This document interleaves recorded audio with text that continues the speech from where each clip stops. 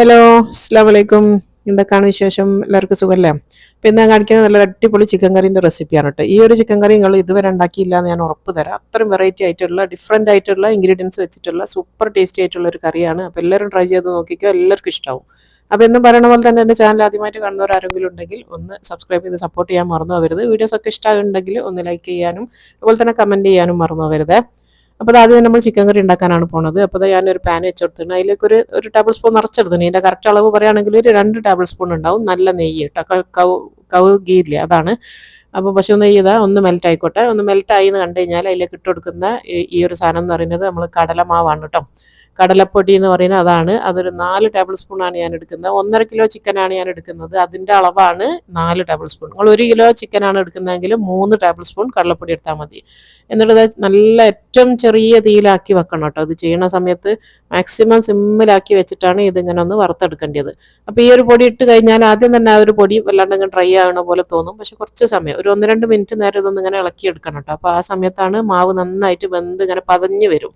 അപ്പോൾ അതിൽ നിന്ന് ഞാൻ കാണിച്ചു തരാം എങ്ങനെയാണെന്നുള്ളത്. നന്നായിട്ട് ഇങ്ങനെ ഇളക്കിയും കൊണ്ട് വെക്കുക.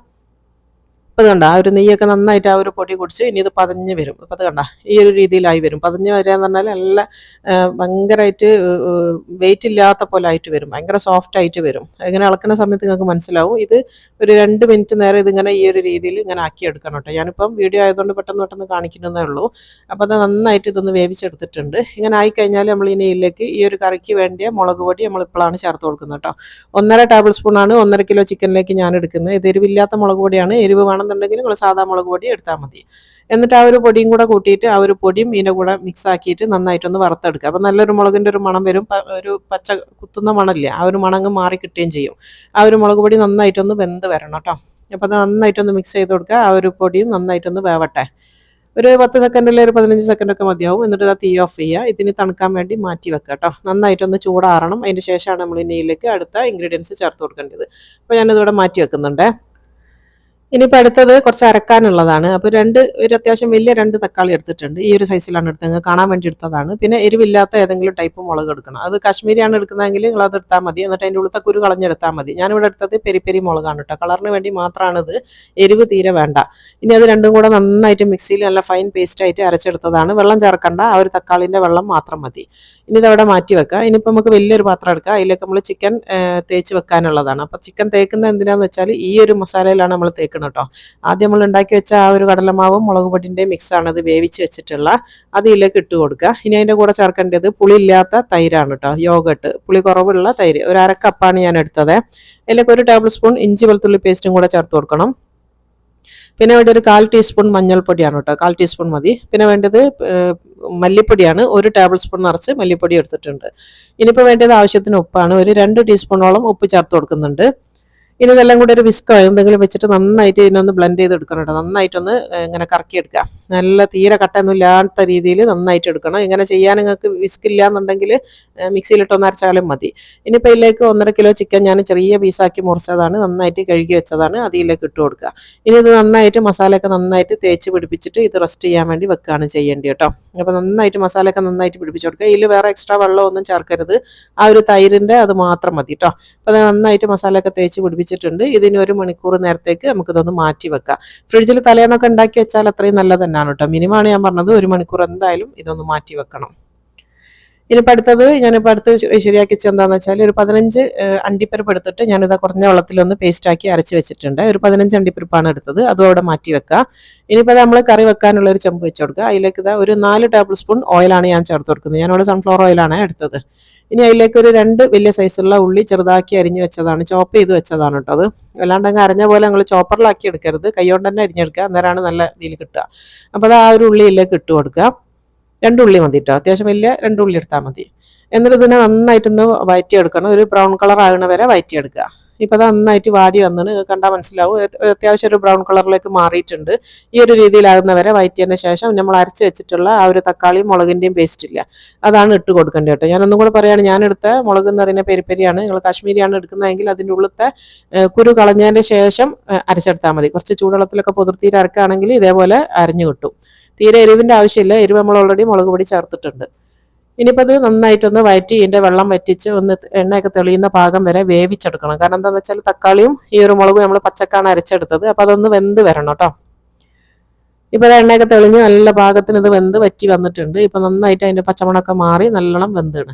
ഇനി ഇതിലേക്ക് നമ്മൾ നേരത്തെ മാരിനേറ്റ് ചെയ്ത് വെച്ചിട്ടുള്ള ആ ഒരു ചിക്കൻ ഇതിലേക്ക് ഇട്ട് കൊടുക്കുക കേട്ടോ. നമ്മൾ റെസ്റ്റ് ചെയ്യാൻ വേണ്ടി വെച്ച ആ ഒരു ചിക്കനാണ്. അപ്പോൾ അതിൻ്റെ മസാലയൊക്കെ ഫുള്ളായിട്ട് വടിച്ച് ഇതിലേക്ക് തന്നെ ഇട്ട് കൊടുക്കണം.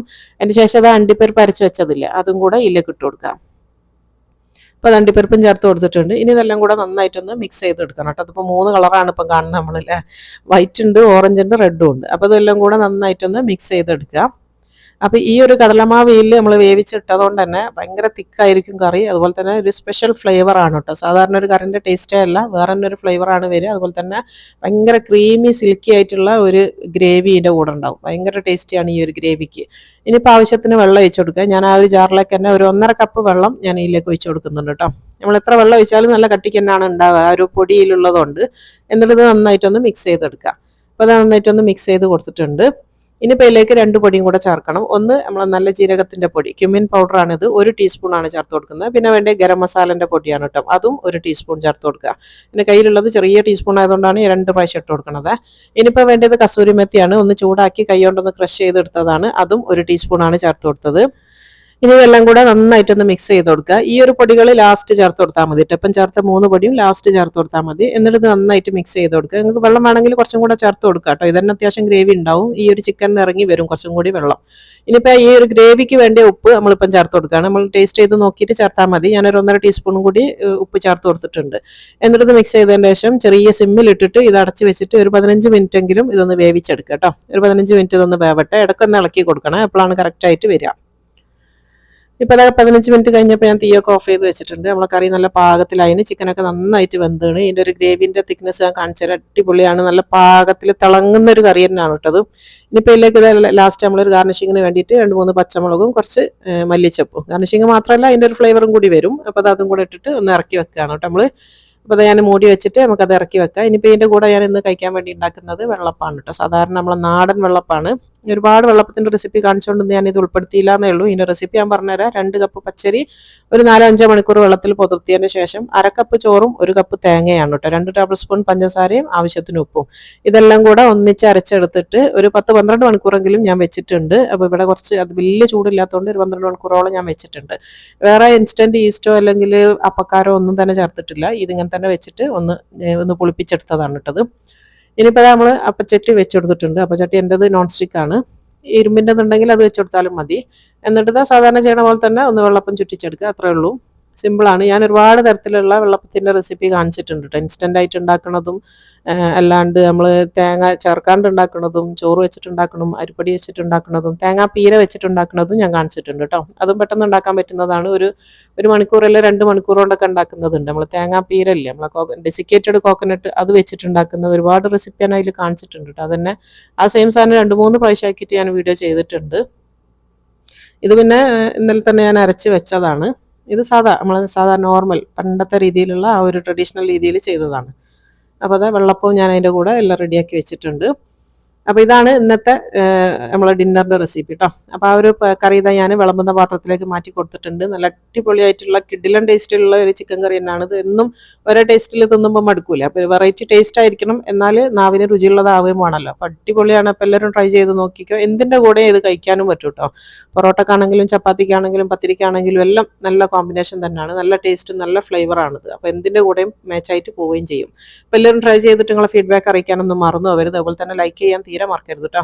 ആദ്യം തന്നെ വീഡിയോ കാണുമ്പോൾ തന്നെ ലൈക്ക് ചെയ്യണേ. അപ്പോൾ ഇൻഷാ അല്ലാഹ് ഇനി അടുത്ത നല്ലൊരു വീഡിയോ ആയിട്ട് കാണാം. അസ്സലാമു അലൈക്കും.